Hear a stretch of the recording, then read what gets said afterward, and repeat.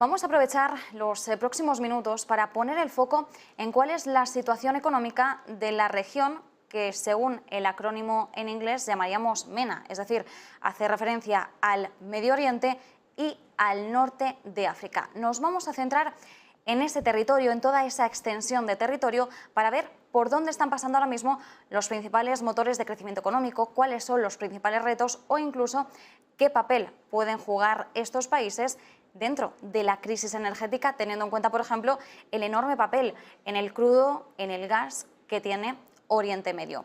Y para ello saludamos a Mohamed Filali, es fundador y jefe ejecutivo de Jurisfiscal. Mohamed, muy buenas y gracias por acompañarnos. Buenas. Mohamed, ¿cuáles serían en estos momentos los principales motores de crecimiento económico para toda esta extensión de territorio? La verdad que hablar ahora de crecimiento en el mundo es algo que no entra en la normalidad. Pero teniendo en cuenta que hay una crisis energética que ha tenido un efecto positivo sobre los países que exportan energía en general, y aquí me refiero al gas y el petróleo. Al mismo tiempo ha tenido efectos negativos sobre otras partes del mundo y hasta efectos negativos también en ciertas medidas a algunos países del norte de África concretamente. Si hablamos de Arabia Saudita y Qatar y los Emiratos Árabes, pues son economías que ahora están en un crecimiento que sale de la normalidad en el contexto internacional.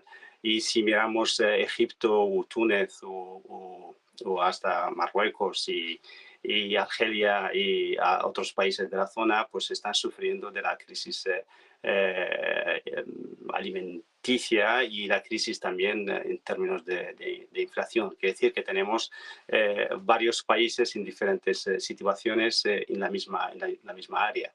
Efectivamente, ha habido algunos acercamientos muy interesantes en términos económicos, que es por la primera vez, por ejemplo, hemos visto muchas salidas de fondos de inversión extranjera de Egipto, pero esta salida ha sido compensada por inversiones de los países del Golfo en Egipto, con números muy interesantes. Han comprado empresas y han invertido en bolsa de manera extraordinaria. No era la manera de actuar que nos han acostumbrado a hacer. Por ejemplo, antiguamente eran préstamos o eran apoyos al Banco Central para evitar problemas monetarios, pero en esta situación parece que hay un enfoque hacia las empresas productivas, teniendo en cuenta que en Egipto, por ejemplo, hay una industria muy desarrollada y es un mercado muy grande. Es un país que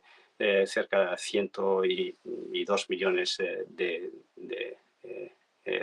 consumidores, y es muy interesante para una zona que de momento tiene la liquidez necesaria para invertir, y tampoco les interesa a los países del Golfo, por ejemplo, que Egipto tenga cualquier problema económico que tiene repercusiones no solamente a Egipto, pero también al Mediterráneo en general.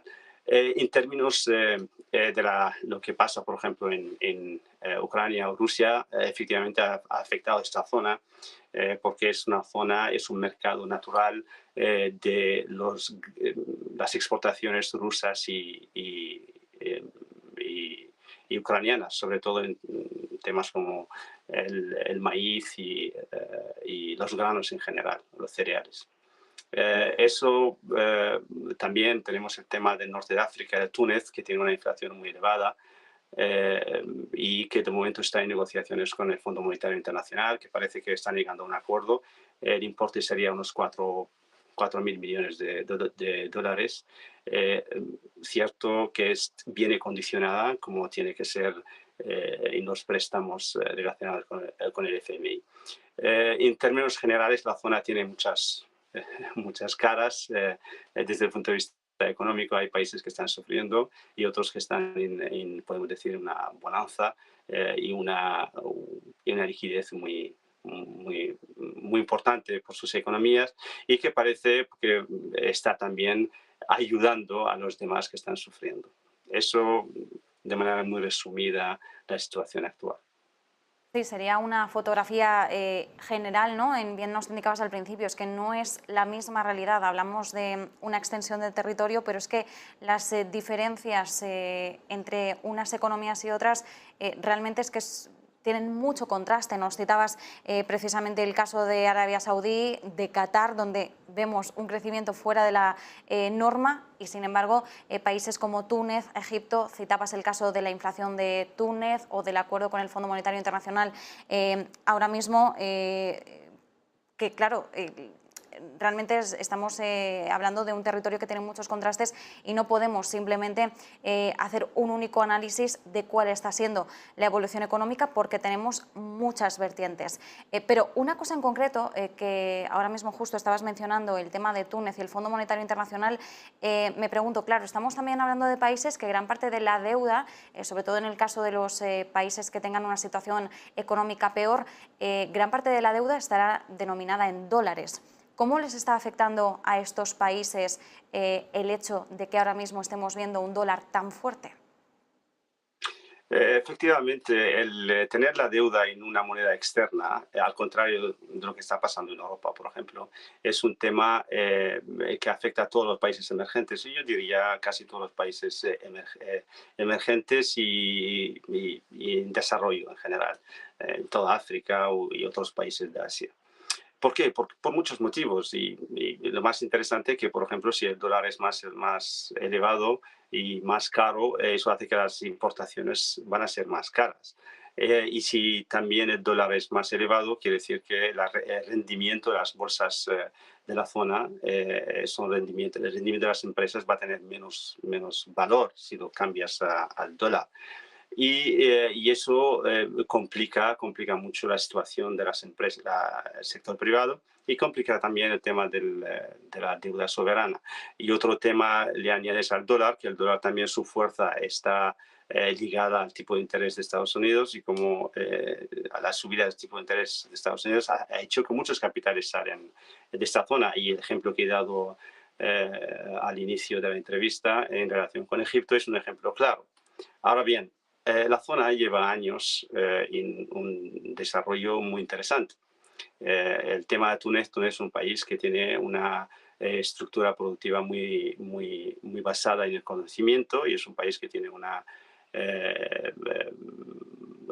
país joven que tiene unos sectores, sobre todo en tema de informática, en tema de la industria aeronáutica, de ingeniería, que son sectores muy interesantes que le pueden ayudar a medio y largo plazo.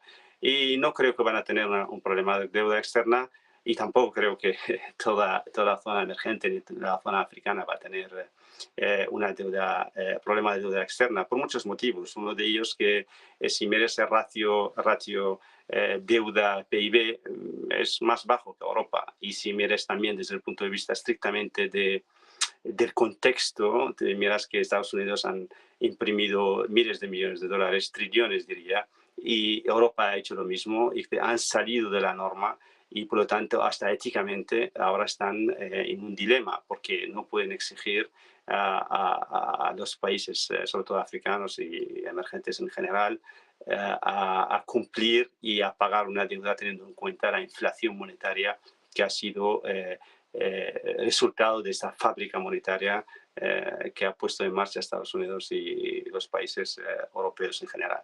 Y si miramos, por ejemplo, el tema de la deuda, el tema del desarrollo, si miramos Marruecos, que está al lado, por ejemplo, Marruecos van a pasar al nivel, la producción automóvil en Marruecos pasaría al nivel italiano en 2 o 3 años, según los pronósticos. Y la industria aeronáutica está muy desarrollada. Y si ves Algeria ahora, tenían una crisis institucional durante los últimos 20 años, pero están saliendo, y con esta suerte que han tenido ahora con el tema de los yacimientos que han descubierto, y los yacimientos y la riqueza que tienen, y la estabilidad también contractual que tienen con Europa, que ha demostrado, con todos los problemas con los vecinos de Marruecos, que ha demostrado que es un proveedor de confianza.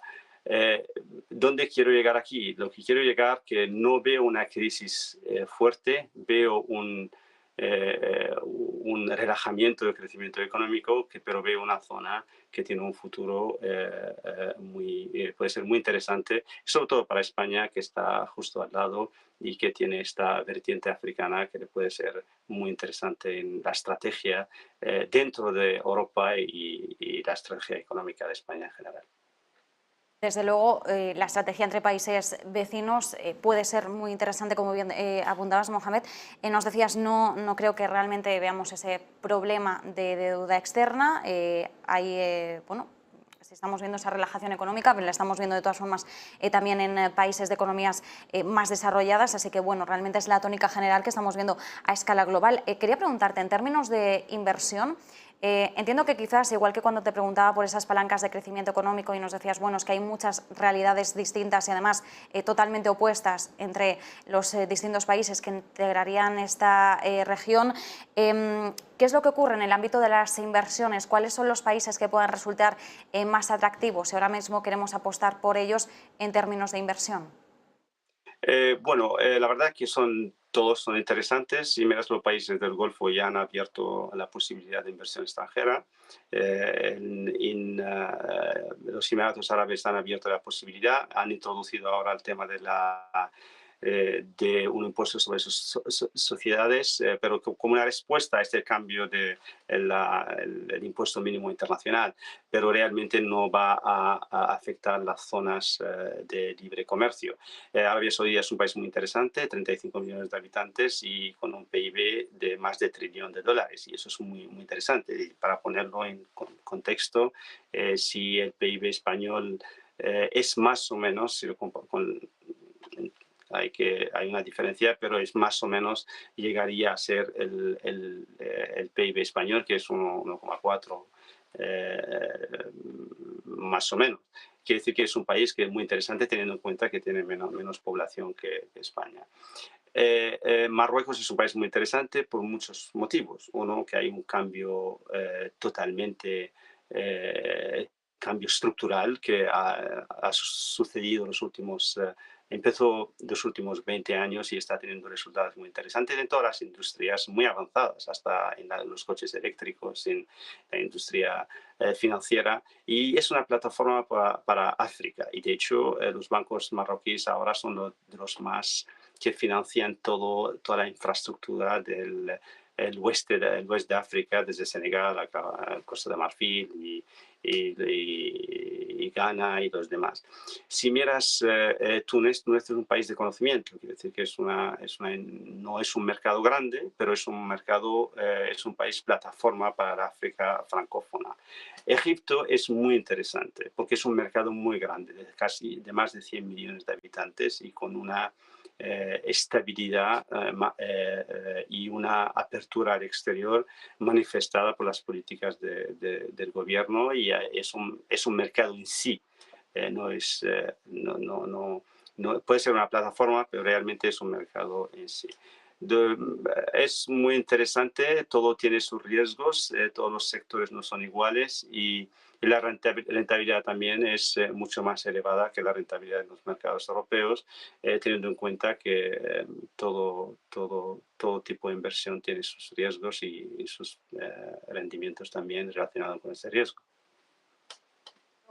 Nos quedamos con esas claves. Mohamed Filali, fundador y jefe ejecutivo de Juris Fiscal, muchísimas gracias por estos minutos. Muchas gracias.